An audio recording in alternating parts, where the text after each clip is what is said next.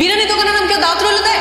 আপনি বিরিয়ানি দোকানের নাম দিবেন হচ্ছে আল্লাহর দান, মায়ের দোয়া, বোবা বিরিয়ানি, লুলা বিরিয়ানি, আরো কত কিছু নাম আছে। এসব কি নাম দিচ্ছেন দাওয়াত রইল? আপনি কে?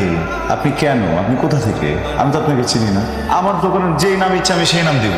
আপনি এসে কেন কথা বলতেছেন? আপনি কেন দিচ্ছেন দাওয়াত রইল না? আপনি ইঙ্কি পিঙ্কি পঙ্কি চঙ্কি ডঙ্কি কিছু একটা দিয়ে দিতেন। আমি তো একবারই আপনার সাথে কথা বলতেছি না। দেখেন, জটিলতা যেখানে হয়েছে সেখানে আমাকে কথা বলতে দেন। এ ধরনের বাজে কথা বলবেন না, ব্যবহার পরিবর্তনের জন্য এক চাপবেন।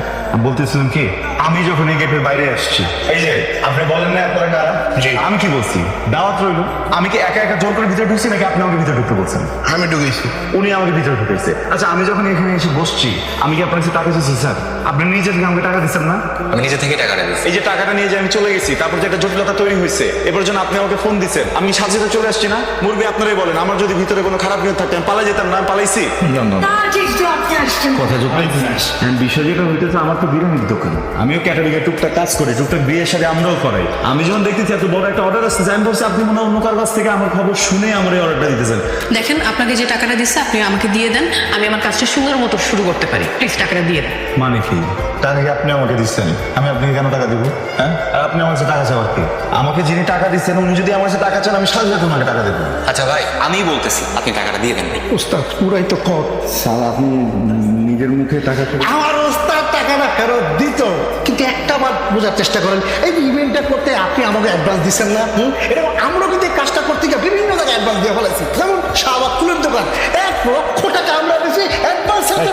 কখন দিচ্ছেন? উস্তাদ আগে আপনারা ফোন দিল না, ওই যে 1,00,000 আমি অনেক জায়গায় অ্যাডভান্স দিচ্ছি। মানে আমি আসলে হয় কি, মানে আমি তো বড় কাজগুলো দেখি, বাদ বাকি অ্যাডভান্সে যাবে ও সবাই অ্যাডভান্স দিই। আমি কিন্তু কষি দিয়েছি 20,000 টাকা।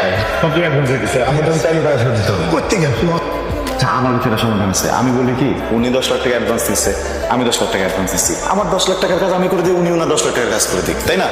ভালো কথা বলছেন। না না, ঠিক আছে। এভাবে কাজ আমি করবো না। আমাকে আমার টাকা দেন, আমার যে ইভেন্ট আমি ওইটা প্রপারলি করতে চাই, না হলে আমি এখান থেকে চলে যাবো। তা তো ভালোই হয়, উনি চলে গেলে আলহামদুলিল্লাহ। ওনার যে বাকি 10 লাখ টাকা ওইটা আপনি নেন, নিয়ে আমাকে দিয়ে দেন, আমরা 20 লাখ টাকার কাজ করি নাকি? আপনারা কি বলেন? দেখেন আপু, আমি একটা কথা বলি, অনেক কষ্টে আমাদের দুই পরিবারকে রাজি করানো হয়েছে বিয়ের জন্য।